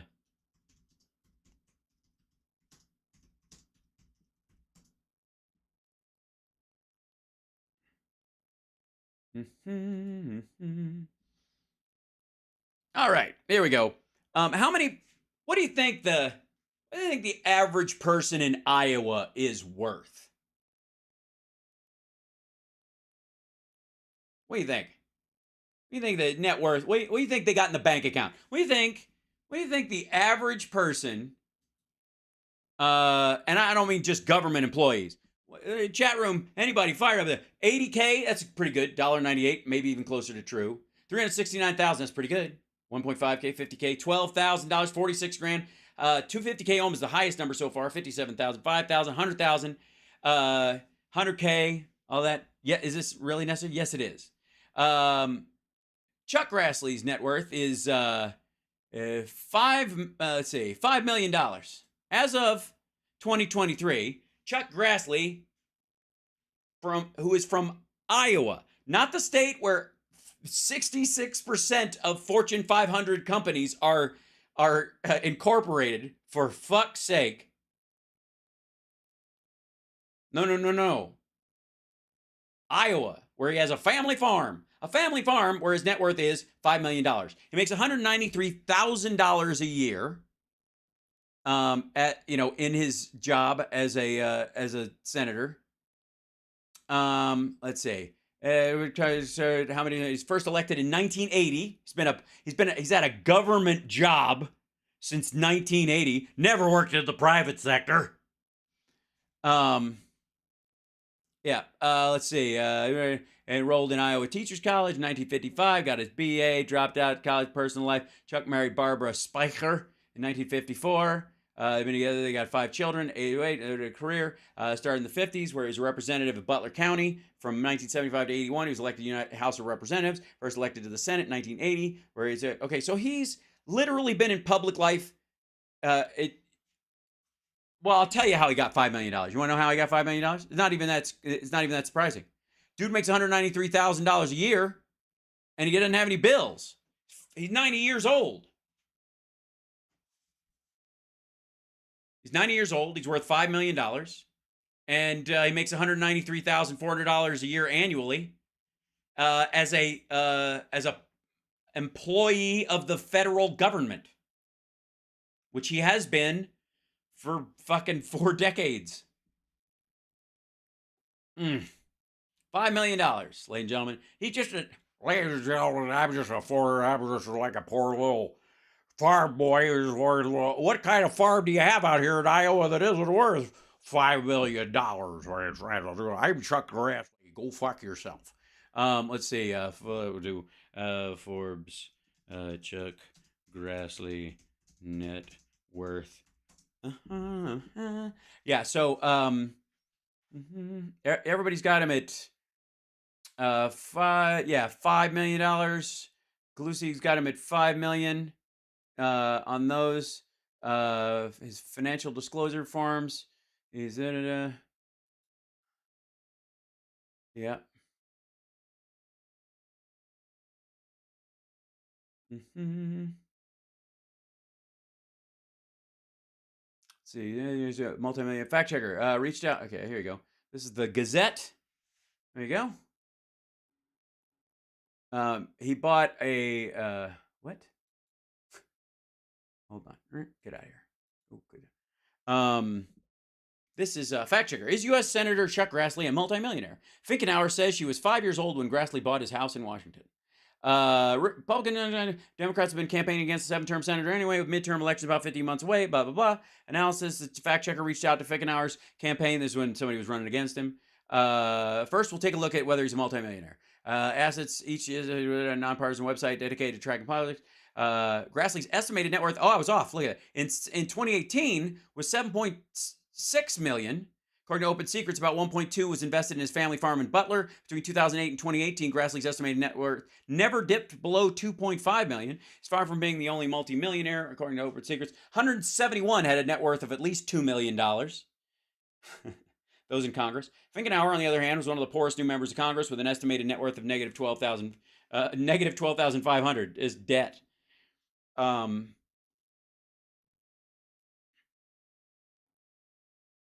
Public records both doesn't take away from public. We give her an A for being factual. Yes. So he's worth $7.6 million, according to that. And that was, yeah. Forbes says 18 million. I'm looking at old facts. Yeah, and by the way, I guarantee the family farm is incorporated. I guarantee it. And by the way, age does not matter. Look at how sharp he is at 90. I've written over 1,000 pages about Hunter Biden shouldn't be allowed to be president. 90 years of age. I make total fucking goddamn sense. And I know, I understand what it's like to live in Iowa as your senator because I'm worth somewhere between $5 or $18 million. So, when you look and you put it all together and you start asking simple common sense questions, you get simple answers, which are wrong. None of it adds up. And if there was... Yes, that's true. None of what you're saying, Sean Hannity, adds up. So but don't understand. Concerned about this. Joe Biden went out there yesterday trying to make a little joke about the investigation. Then why would you need a war room? And why is the war room... Because they're not stupid. Because he can joke it off, but they can take it seriously. And by the way, that's how you joke about it. You establish a war room like, we're going to fucking curb stomp this bullshit from these guys and send them packing. And I don't have to worry about it. I'll make jokes about it. You guys handle it. But I've given you all the information you need. You have access to everything. Push back. Feel free to hit back as hard as you can, as hard as you want, anywhere, because it's all bullshit. Then you can make jokes. That's exactly how you do it. That's how an adult fucking does it. You know what you don't do? You don't get Lynn Wood and fucking Sidney Powell and Rudy Farty Giuliani in a room to argue with the lawyers that actually know what they're fucking doing and sit back and look at it like it's Game of fucking Thrones. Sending letters to the media mob saying, this is what you ought to be saying. And by the way, they're compliant. No, that's their point of view. Here's what we're saying. This is our talking point. Compliant and complicit anyway. And Sean, here is that moment when Joe Biden doesn't take any questions, no interviews since July, doesn't really have any press conferences that make sense. Here's what here's how he responded to a shouted question. Listen. Mr. President, what is your response to Republicans opening an impeachment inquiry into you? Right. Doesn't. I love how livid they are. Did you hear what he said? Oh my God, the nerve, the balls on that guy. I thought he was supposed to be sleepy and fucking. I can't put two sentences together, but somehow he puts those three words together and my balls shrink. I can't fucking. Look at Sean Hannity like sit up like he's just been bitch slapped. Watch this. Right. Doesn't seem worried. Do you think he really is worried? Well, good luck with that. Guess what? They're having a lot of luck. Now, no, they're not. They are fucking not. They're having a lot of luck. Like, let me point out what I've already said before that didn't turn out to be shit. Now, here's the interesting thing. Here's the interesting thing. Go for it. I agree. I'm a dope. Another development over the weekend was Kevin McCarthy was very clear that Hunter Biden, and I know this from my sources, he will be subpoenaed. Now, if I had to guess, knowing Abby Lowell as a top attorney, I don't think he's going to let Hunter say a word. No. Well, that's that. You're right. It is a game changer. Then, why would you bring that up? As like this? Here's the game changer. They're going to subpoena Hunter Biden, and he's going to tell them to go fuck themselves. Just like Jim Jordan and others did to the Fuck. We shouldn't have done that. Now we got no moral high ground at all. Hi, kid, moral high ground. He probably gave the single worst interview of a 50-year-old man that is even possible. When he went on Good Morning America and was asked, well, do you have any experience in energy? No. Any experience in oil? No. Gas? No. Coal? No. Any experience in Ukraine? No. You're perfect. Then they go, why do you think you got paid? And he goes, I don't know. I'm like, maybe because your daddy was... That's not what he said. They said, do you think it has something to do with your last name? He said, yeah. I can't... Oh, God. Play the clip or like don't fucking like even this part of it. If he's doing an interview on television and he's saying this and he's not an addict anymore, and you're gonna make the case that like even mistakes that he makes, like he at least took a bunch of drugs, so who knows if he knows what he's saying? Doesn't matter. It literally doesn't matter. If he said it, if he fucking said it, it's not going to hurt him. If he said it in an interview, like, no, I don't know anything about oil and gas. I know about investing, though, and I know to make sure that the money that is supposed to go to one particular project goes to that project, and that project becomes functional. That's pretty easy. As an investor and as a lawyer, these are all contracted out. There's not like he wasn't fucking walking around with a fucking hard hat trying to bluff his way through like Fletch. The vice president. Now, one other thing here. If you're looking for a quid and a pro and a quo, this was. Oh, I am. Let's hear it. The whole thing about Trump's Ukrainian impeachment. Right. He wanted, specifically, Zelensky was to go to a podium and announce an investigation into Joe Biden, or the javelins wouldn't come. And Rudy Giuliani would give him the exact text that he was to say. That was the quid pro quo. You do that, we give you this. Even though the Congress had already allocated it. Okay. We now know it was official in October of 2015. It was official Obama administration policy they felt that enough progress on the issue of corruption had been made in Ukraine, and they felt that they had met a new standard, and they approved the $1 billion in loan guarantees. Joe Biden, as the lead. No. They had already given $2 billion in loan guarantees. They were on the way to do the third. The conversation had around the second was that they were meeting the benchmarks, not that they had met the benchmarks. They'd made good progress, but there were still places they hadn't gone. When he arrived, they still hadn't met that standard, mainly getting rid of Shokin, the dealing with the corruption in the fucking prosecutor's office. He brought it up, said you're not getting the $1 billion without it, and they held a vote in the parliament. Joe Biden didn't fire Shokin, neither did Petro Poroshenko. For Ukraine at the time, within the administration, okay. No, look, this is more about the fact that Hannity can't fucking read. It's the only excuse. I mean, other than the only other option is that he's a terrible, terrible man. He's a bad person. He's just genuinely shitty as a human being. And so, to give him the benefit of the doubt, I will just say, I think he's just a moron who can't fucking read. That his reading comprehension skills are shit. If he bothers to do it at all. It sounds like, by the way, a game of telephone about this. He goes there on December 9th of 2015, same year. Now, interestingly, 4 or 5 days earlier, I believe on December 5th, he gets on the phone with Hunter and Burisma executives. This is the time when Burisma is desperately in need of D.C. help. Wait, let me finish. We have emails to that effect. Okay, so they have that phone call. Hold on. Mm-hmm.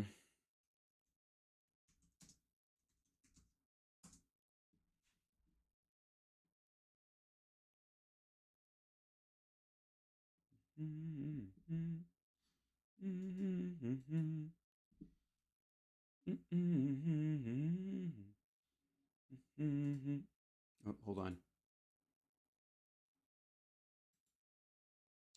Okay, 1 second.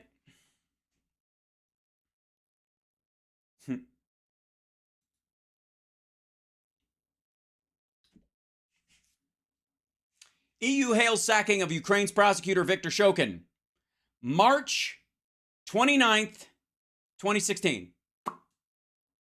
March 29th, 2016. Okay. March 29th, 2016. We're good? March 29th, 2016. Now, say again, stupid. He gets on the phone with Hunter and Burisma executives. This is the time when Burisma... Okay. He goes there on December 9th of 2015. December 9th of 2015. Same year.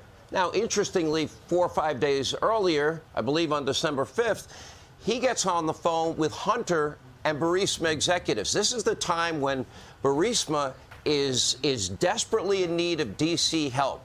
We have emails to that. Yeah, to keep Shokin in place because they're afraid that if they put in somebody genuine, they can't pay that guy off the way they pay off Shokin. Effect.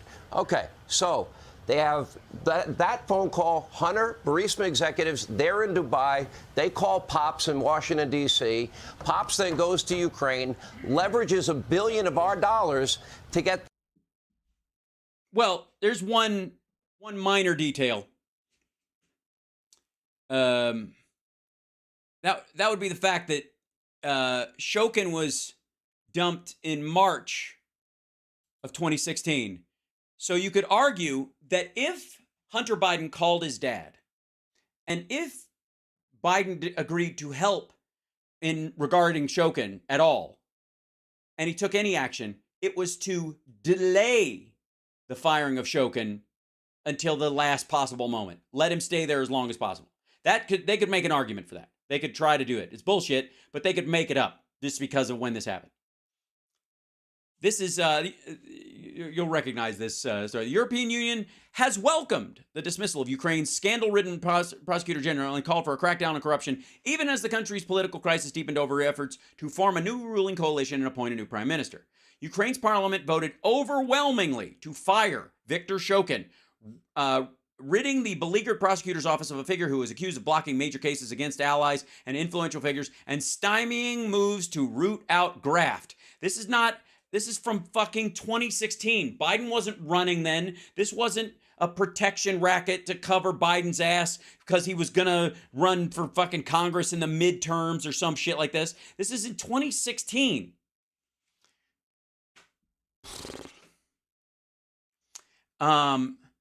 Let's go down here. This decision creates an opportunity to make a fresh start in the Prosecutor General's office. I hope that the new Prosecutor General will ensure that his office becomes independent from political influence and pressure and enjoys public trust. That's from Jan Tobinsky, the EU's envoy to Ukraine. There is still a lack of tangible results of investigations into serious cases, as well as investigations of high-level officials within the Prosecutor General's office. Mr. Tobinsky said the EU was also concerned about the resignation or dismissal of several reform-oriented prosecutors and reports that Mr. Shokin's office was investigating a highly respected anti-corruption group. An obvious reference to Kiev's Anti-Corruption Action Center, which had fiercely criticized Mr. Shokin. In what appeared to be his last act before dismissal, Mr. Shokin sacked his deputy, David Satsvirdlidze, who had repeatedly called for his boss to be fired. Mr. Satsvirdlidze, a Georgian who was also chief prosecutor in the Odessa office, said his dismissal by Shokin was part of a cleansing of people who are prepared every day to fight corruption and the old guard without compromise. This is from the Irish Times, by the way. This is, and I guess Biden's Irish, so you got to take that with a grain of salt. Also, Sean Hannity is a dickhead.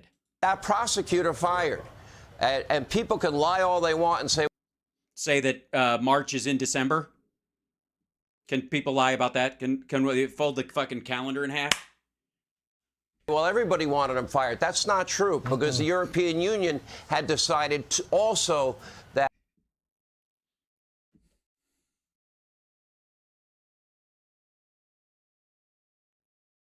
Had they? Had they, Sean? Had they now? Had they? I agree. I'm a dope. Right. Had they? What had they? That Ukraine had made enough progress. No. That Ukraine was making progress. They were meeting the benchmarks. They had not met all of the benchmarks. And by the time Biden arrived to do this last little bit in fucking March, fucking 4 months after you said it happened, they hadn't met them then. They had not met those benchmarks. Hence the remark. On the issue of corruption that warranted more aid and support. So, son of a bee, they fired the guy in 6 hours. Well, what is the result of the actions of Joe Biden by leveraging that money? His son Hunter continues to get paid millions of dollars. He would have anyways. All right. Shokin wasn't investigating Burisma, or certainly wasn't doing anything about it. The idea was, again, he starts an investigation, then he shelves it, and then he bribes you, or blackmails you, essentially. I guess it's extortion. He extorts you by saying, if and when you stop paying me, I take the folder off the shelf and it lands on somebody's desk. It's an old grift. It's pretty common in that area of the world, and it had been going on for a long fucking time. Shokin was playing both sides of it. Well, that would be a quid pro quo to me. That's not a quid pro quo. The quid pro quo would be if you fire Shokin. Quid pro quo is like if you don't fire Shokin, I'm not giving you the money. But that's policy again overall. But the second one would be related to the firing of Shokin, that Hunter gets to keep his job, which he left after a year anyways, after Zlochevsky fled the fucking country. There you go. He's speaking. There you go. That's it. That's it. I mean, what more do you need? That's all I need. Latin. He does a big show at night. Sean, thank you very much for getting up so early today with us. Thanks, Sean. Educare. It's from the Latin that means education. To bring forth from within, Steve. There's your... He's got one of those fucking calendars. From your altar boy days. Well, no, actually, my high school days when I went to a seminary, and we don't have time for this shit. You had to say you'd think about the priesthood, but in 3 weeks they said everybody should think about it except him. Right, because you were masturbating in the pews, obviously, and swearing like a sailor and spitting in the face of the priest when he came by, and kept saying, "Forgive me, Father, for I have yet to sin. I'm gonna jerk off in the booth and go home." That kind of stuff. Is that why? I agree. I'm a dope. All right. That's what fun we have with the thing where we're just wrong about everything. That said, by the way, chat room, I thought I saw, if I wasn't mistaken, it seemed like there were some trollage going on, and I'm glad they were here for that one. You know what I mean? Like I'm glad some of the trollers just have to, because they can't get this shit out of their head. You got to admit that if I'm looking at articles from 2015, 2016, that isn't something set up by the fucking Biden White House. It certainly isn't set up by the Obama Biden White House, because again, if everybody agrees and Joe had fucked it up, why would the Irish Times or the EU be making statements about this shit? Right? Yeah, the trolls are gonna trolls. Explain to me. Come here, lean in. You're gonna have to explain to us. Explain to all of us how you want your tax dollars to go to a guy like Shokin, and then tell us all why the diamond prosecutors were actually the good guys. And you're like, diamond prosecutors? What's that? And I go, exactly, asshole. Go look it up. Ukraine diamond prosecutors. Go look it up.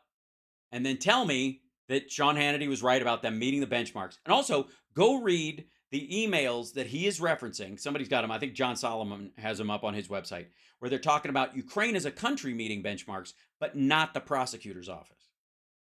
And not meeting all of them. They were doing them. They were making progress, but they had not finished that progress. And one of the things they hadn't finished was getting rid of this fucking creep. Yeah. The trolls left. Yeah, they tend to bug out when I start throwing references up. That said, let's see, do we have time for, we got time for one more? Can we just do a little short one before we run out of time? I just need to do this because I'm just excited about this whole thing. Oh yeah, that's normal. Because, ladies and gentlemen, you're watching Hal Sparks Megaworldwide. I do the whole clip and nothing but the clip as best I can. And I will be digging into the Trump Megyn Kelly thing a little bit more as well, but and further episodes, because he's saying the same shit. There's really not much that stands out. Like, it's important to me. It was always important to do his rallies like all the way through, so you could see the warts and all this bullshit. But sometimes it's important just to kind of like, he keeps repeating these fucking knee-jerk things over and over again. It's like listening to a tape. So it's becoming dull. Sleepy Donald is bugging me. So I'm just pulling some, stuff from that, and I'll show you those pieces. But most of the time we take the whole clip. And here's Mike Pillow on Steve Bannon's show that he pays for, making an ass out of himself. Mike Lindell, they've upped their attacks. This is after the week of him being a piece of shit in that deposition. If you haven't seen the deposition footage, I covered it last week, but it's glorious. Thank you very much. Bye. Okay. So here we go. Mike Lindell, you know something about strength, and particularly the working class folks out at My Pillow know something about strength, because you're. Yeah, they're having to, it takes a lot of strength to put up with his bullshit and almost lose your livelihood because he doesn't have the guts to step down as CEO when he's on a personal vendetta. Being assaulted by legal, by media, by the forces arraigned against Donald Trump to come. Or just presenting an alternative, or he's not being attacked, he's, or assaulted, he's just an asshole. That's a possibility as well. It's just, I mean, that's slim. That's a slim possibility, but it's a possibility. You just as hard, Mike Lindell. Yeah, it's been really bad, especially the last month with the boo. They've upped their attacks because I believe the plan we have to secure our elections, the plan I have, so they're going after my company. We have. No, I don't think they think it's going to work, and they're like, oh shit, we got to get this guy before all the votes are counted.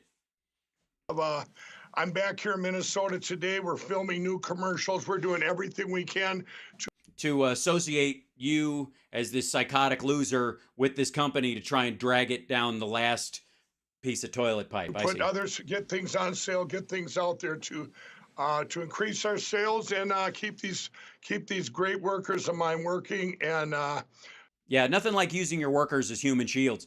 Again, why don't you just give it over to Shemp Lindell and let him fucking run it? So we're filming 5 more commercials today. Wow, 5. It's gonna be exciting. But Steve, on your show here, we're offering we have our new line of these premium towels. We're putting on sale. The lumpy towels. If you go to the war rooms. Launching this country, we're little samples such as our them out at 1950. Remember, every product that we make, patented impact gel product and 2.0 that actually helps you sleep. It helps out there. It's been quite an attack over the last month. And Jesus Christ, 80% of this is an ad for MyPillow. Look where the green line is. I'm just skipping past. I'm not gonna fucking run an ad for his shit. Look at this. He's reading it off paper on the. We're very busy. I'm heading down to my factory here shortly, and all my employees thank all of you out there. It's been quite an attack over the last month, and we've been in the news. I've been in the news, and we've had. I could sit here and spend all day telling you of all the different attacks on our. Yeah, go ahead. On not just our call center websites, but MyPillow as a whole. Yes. So people aren't calling into the call center with pillow-related issues? Yeah, converts victimhood to grift. Exactly. Media comes after them, CSL. and they've done nothing wrong other than make great products. You know. What's the spirit of, before we bounce? What's the spirit of the workforce out there? Yeah, because they're allowed to show you how pissed they are. If you work for this dickhead, and you're like, okay, all you had to do was step down temporarily while you fought this thing, use as much of your own fucking money to do this as possible, but don't use the fucking MyPillow to backstop all these psychotics and the Jan Sixers and Steve Bannon and people like that, and go, oh, we don't need to sell pillows to normal people. We'll just sell them to this increasingly small, virulent grifter pack. Where are they right now? They keep their confidence is up. I guess it's kind of mixed. They read stuff out there and they get these attacks, but yet we keep on going. And yeah, they're employees. They show up and do their job. I have no doubt they're pretty decent people. It's you that's the problem. I'm going to find out down at the factory. I know they're very happy that they're back to doing what they love, which is making the MyPillows, the MyPillow 2.0 and the MyPillows. And yeah, mostly they love doing the MyPillow 2.0. I mean, they like making the MyPillows, but they really love, yeah, it's excellent. It's just excellent. They just spend it, you know what they really love is that patented fill. Oh, yeah, they love that. I go there, I was like, hey, do you guys love the patented fill? And they're like, yeah, we love the patented fill. Oh, we love patented fill. And they're like, But up here at my call center is right below me here in this building, and I just went down there this morning. That's what kind of attitude is that? I came in early because I'm here to, like I say, to bring up morale. I think morale actually is about as good as it could ever be. Considering who their boss is, most of them are they're despondent. With a company that gets constantly attacked and... No. You get attacked for shit you do. You get people you attack defend themselves, you call that attack. And then you lay it off on your company or try to hide behind your employees or finance your bullshittery with your fucking company. And then people are like, well, I'm not going to buy your shit if that's where the money goes. So you can just treat people like shit. And they've, we've been down this road before. So at least they've, they have confidence, and through our faith in God, we'll get through. We've got your back. MyPillow.com. No, you don't have his back. You've got his promo codes. Promo code War Room. Go check. See, yeah, they don't. That's not that asshole. You don't have his back. You sell his shit. Oh God, these people are gross. It's just been all gross today. It's just getting. It's just a thing. I'm gonna let you guys go. I will see you guys tomorrow for the regular show. Wednesday will be regular shows, and then Thursday will be a regular show, but I will be doing it from DC. Very exciting. Friday also, shows from DC. Radio from DC. Very exciting. And then on my birthday, I may have just like a special live stream at some point during the day. Yeah, which is next Monday. By the way, great birthday gift for me, liking and subscribing. That works. Big thumbs up on your way out the door. I'm a cheap date. If you want to give to a charity, I would say send it to Wild Horse Ranch Rescue and tell them I love them. If you want to go, hey, Al Sparks' birthday's here and he wants me to give you $5, that would be a lovely, lovely thing. Appreciate it. And if you want to support the show, Venmo, patreon.com/Al Sparks. You can do 1 year in one fell swoop at any level you want. It just helps the show. Only do it if you can afford it and it makes you happy and comfortable, and you can do it with ease. If it gives you any tension at all, don't do it. Just enjoy the show and just thank the people who help make the show possible, like our patrons and our super chatters and all those folks, because they're the ones who keep us on the air. And I do mean us, because CSL and Andrea and our mods and everybody, you guys are like, it's like a family. We're going to have an LLC in Delaware sometime soon.